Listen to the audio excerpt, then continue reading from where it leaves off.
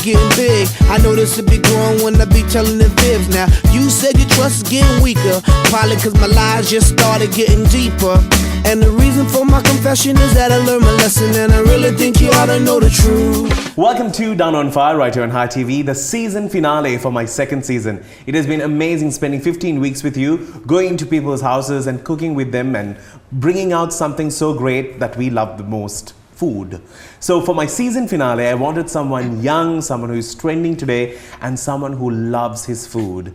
And I found this guy.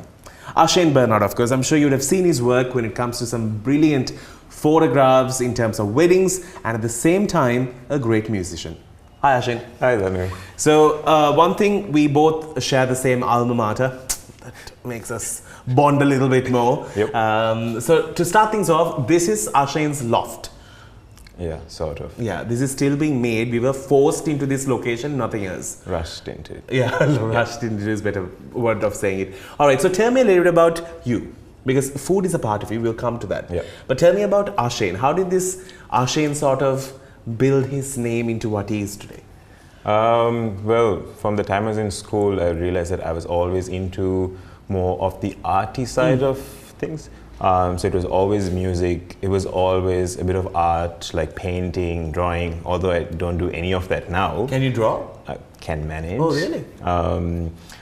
Since my grandma was a dressmaker, so she used to do lots of sketches, so I used to literally watch all of that and then kind of sketch on top of that and whatever. But then as I left school, what happened is I took a liking to photography, and that kind of opened this up. Yeah, but you have this it's a signature look for Ashane. Like, you will not see the colors just bursting out of the screen. And how do you find that to be placed today in this country? Because we Sri Lankans love our colors. Yeah, as you can see, everything is so plain here. Yeah. I don't know, I just feel like less is more, as cliche as it sounds. It is much nicer because even with wedding photography, when I have like a simple background, like I would prefer plain grays, plain whites, so that your subject stands out. So same thing with this. I'm hoping we are standing out. Standing out as subjects. So yeah, that's about it. I just like it very simple. Now, when did you sort of get into photography? Like, did you ever learn this or? I used to just use my phone back in the day and like a tiny digital camera, and then I used to just edit this like on online editing apps and post it, and people used to say, oh, these pictures look really great. So then I kind of liked that feedback. So then what I did is I bought a semi-professional camera, and then I bumped into an old school friend who's a wedding photographer, Danu. And then I used to bump into him at all these weddings, and I used to be like, oh, how do you do this? How do you do that? And then he eventually said, hey, listen, if you're not doing anything, do you want to come and shoot with me? I said, really? All right, yeah. So then that happened, and I started working with him. And that's how you sort of got the route into all of this. Okay. So now that is your side of photography. Music. Now, again, you're not professionally educated in music, like you have not done your masters, and but you just play by ear.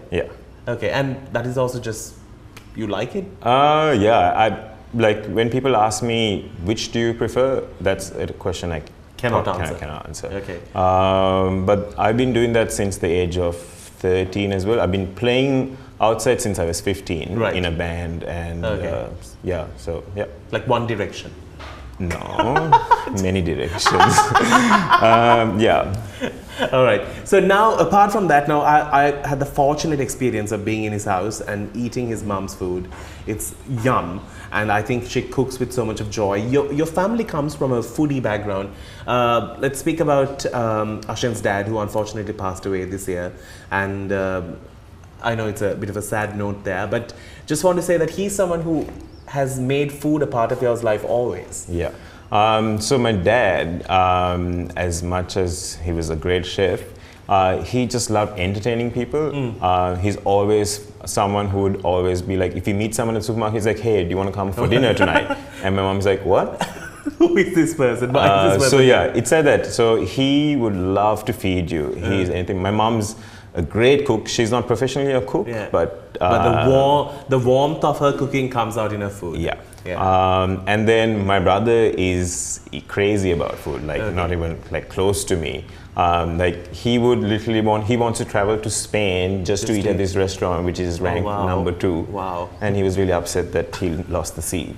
So yeah, that kind of crazy. My sister bakes and she's always making desserts and stuff like that. So family has a problem with food, a good or a bad way.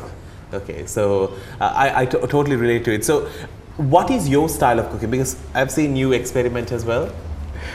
So are you a cheat meal kind of a guy? No, I actually try cooking pretty healthy. So when I was living in Melbourne, I had no choice but to cook for myself. But there it's so easy because you get everything that's available. Like you can cook a steak that you pay like 4,000 or 5,000 rupees there for like $3-4 in like 3 minutes to cook a steak. So it was so easy. So I used to do very, very simple stuff.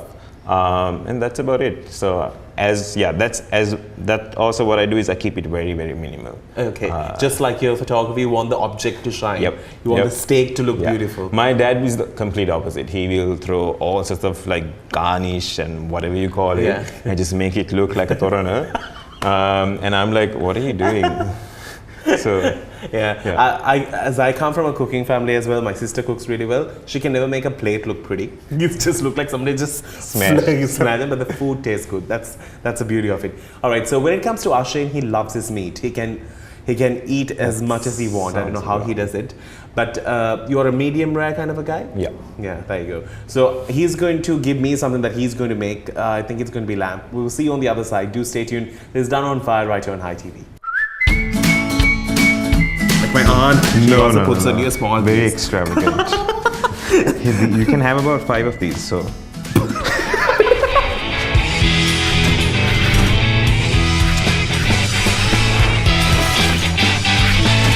Welcome back to the show. It's Danu on Fire right here on High TV, and with me I have Ashane in his brand new loft that has been built for the men in the house.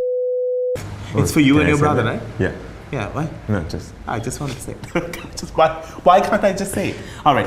Anyway, what are we cooking? This looks really nice. The setup. So I was thinking of doing just a grilled lamb and peppers and cheese wrapped in bacon. This you have tried prior because I saw you experimental cooking. Yesterday, I didn't want it to to poison and kill. Exactly. But was it good? People liked it. It was eatable. And just beetroot and feta.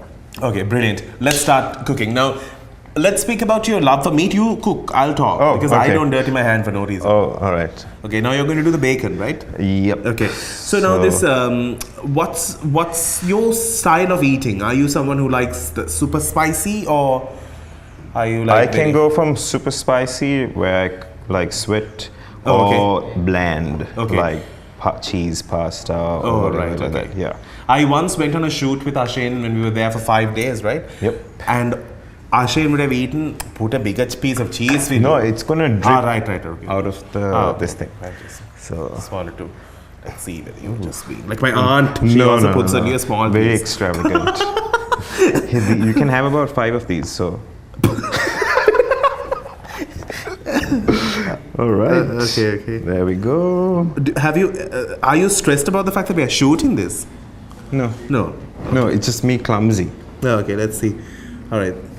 So this is the hardest part. But just give credit. Who is actually the best cook in this house, apart from your mom? I would say my brother and my sister. So you are just free. I just supervise.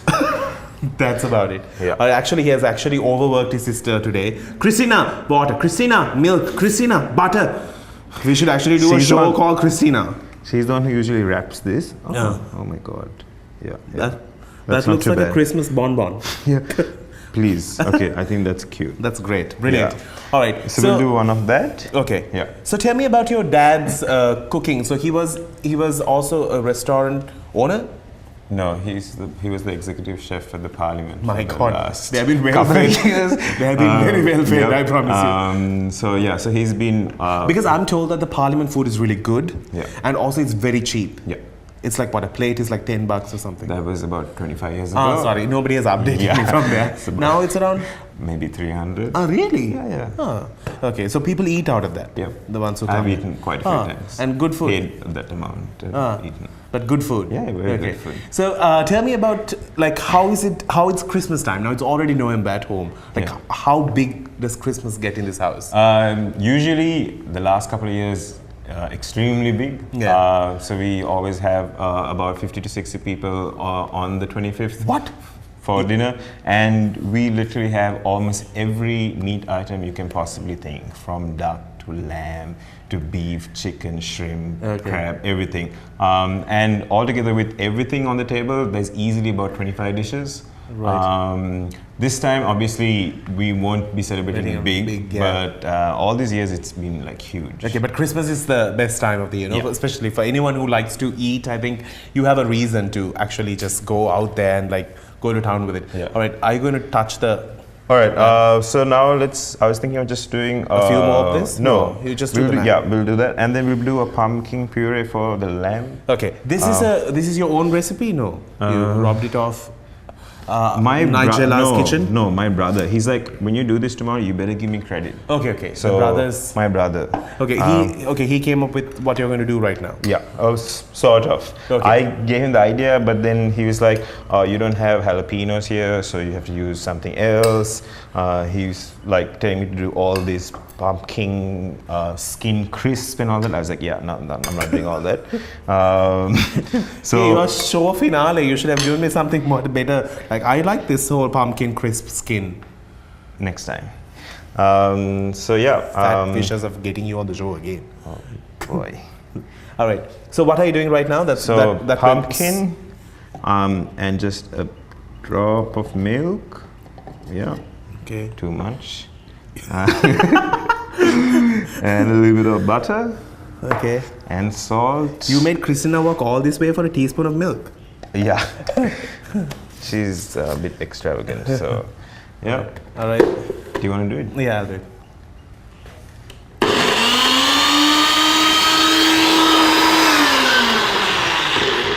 But there's not enough milk.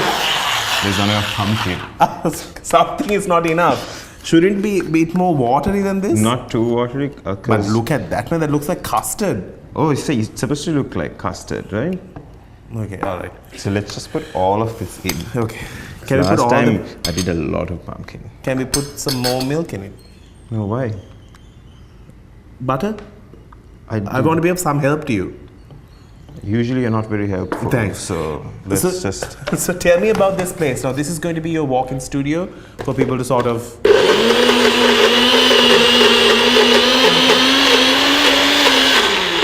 This is why I didn't want this on the set. Okay. Because this kara noise. Nice. So what is this place going to be? This is going to be used as a studio. Okay. As well as I'm going to be living here. Everything all in one. Yeah. Living. Yeah. And like to use it for like music stuff as well. Ah, okay. Like to do live recordings. So you have done the acoustic. Sort of, yeah. Oh, really? Okay, cool. That's brilliant. All right. So this is actually making of it. And tell me about this process of you building this. How long have you been planning on this? It was supposed to be 3 months, which I knew it was never going to happen. Yeah, that's true. It's been about 6 months now. Okay. When are you planning on moving in? In 3 weeks. Oh, wow. A month before Christmas. Brilliant. All right. So are you going to do anything else right now, or can we just go to you making this? No, we can just do the beetroot thing, which is just literally beetroot. Okay. Which was boiled. Yeah. Okay. And then we just have to sprinkle some feta on top. Where's the feta? Oh, yeah. Do you want to do it? No. Why not? I will dirty my hand, no? So we just break it. Oh, that's pretty. Yeah. I can eat the feta for you. Yeah. I think that's about it. All right. We'll wrap things up on this segment. We're going to show you him making this lamb chops. I'll see you on the other side where we sit and eat and sort of actually showcase what this place is all about. On the other side, right here on Danu on Fire.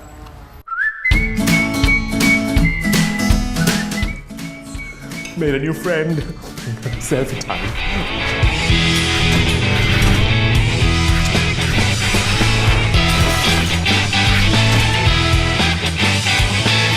Welcome back to the show. My final segment for season 2 right here on Danu on Fire. It's High TV with Ashane. So finally, with some help from Christina, the sister, we were able to finish it.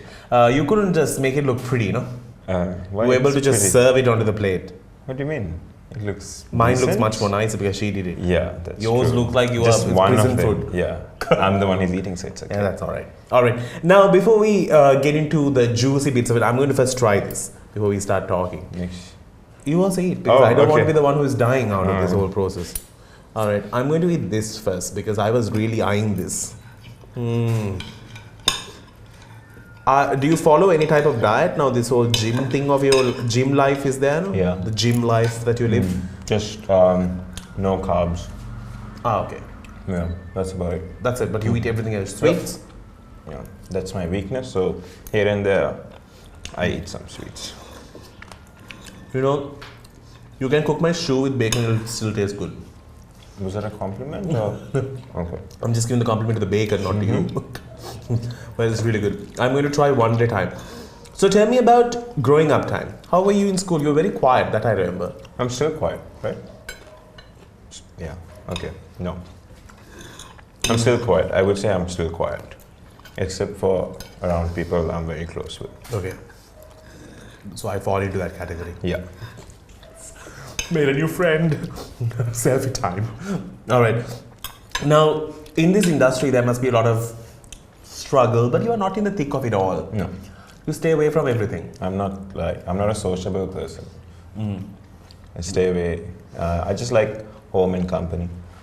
So what's your like day-to-day activity of going out, partying? I don't party. The only time I go out is to eat. So it's always dinner or dessert or lunch or brunch or whatever. Food. Food.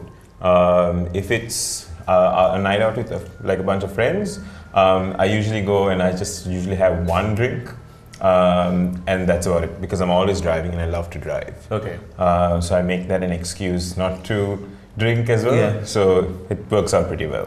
But how healthy is the industry today, especially because you know, wedding market itself is a very competitive market and it's a very cluttered market today. I think somehow Sri Lankans have found a great way to make money out of weddings. Yeah. And it's one of the most well-marketed brands today. True. How do you think the market value is for you and also how bad is the market or good is the market? Obviously, the photography market is oversaturated.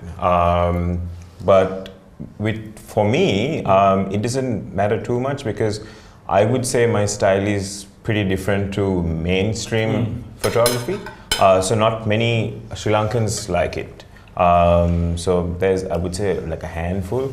And then most of the clients I do get is always like a destination wedding. Okay. That like the colors that are toned down and stuff. There are a few Sri Lankans who like it. So I'm not too worried. I don't want to do like 20 weddings a month. That's not me because I want to do all the work myself.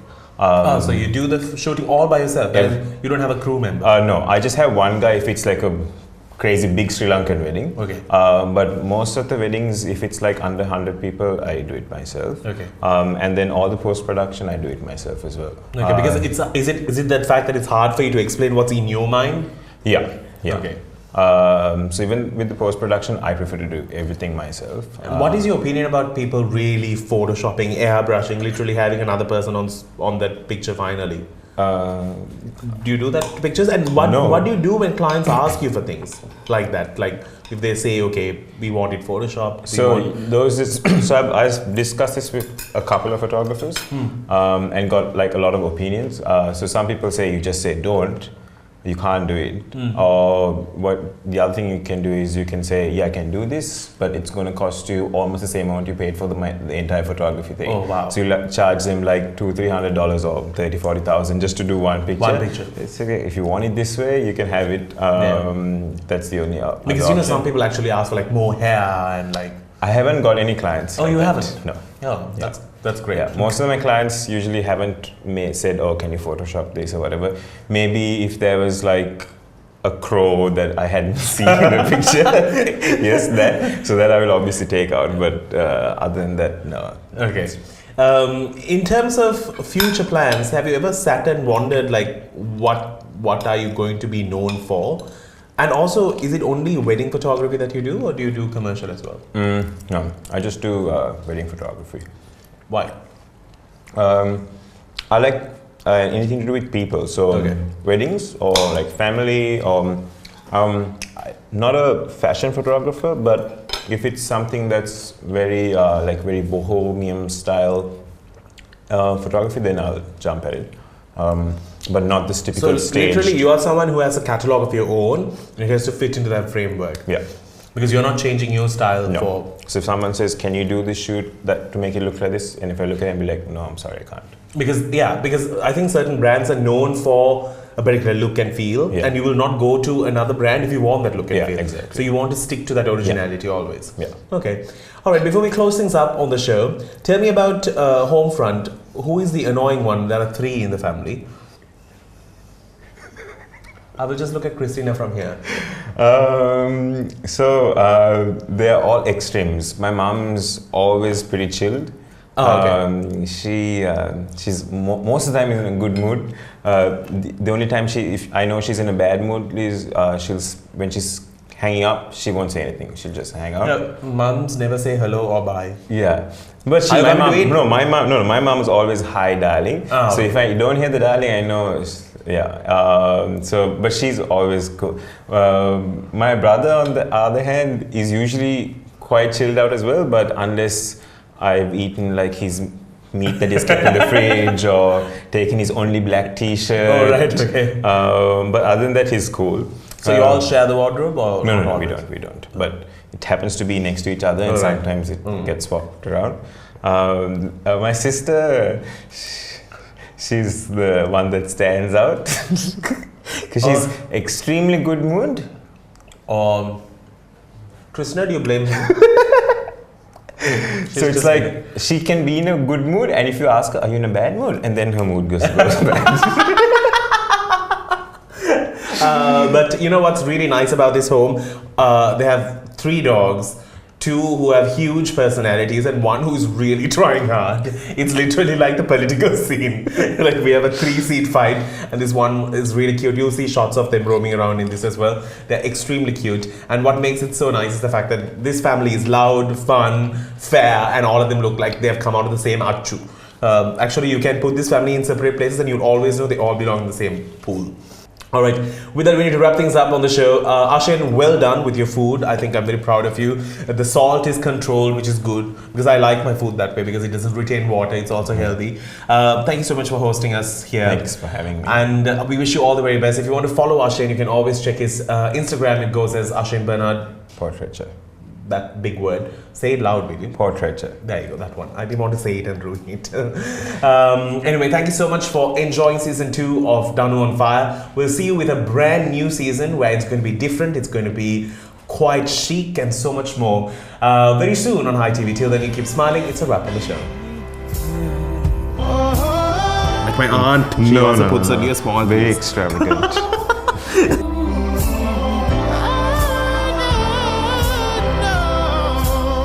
Made a new friend. Selfie time.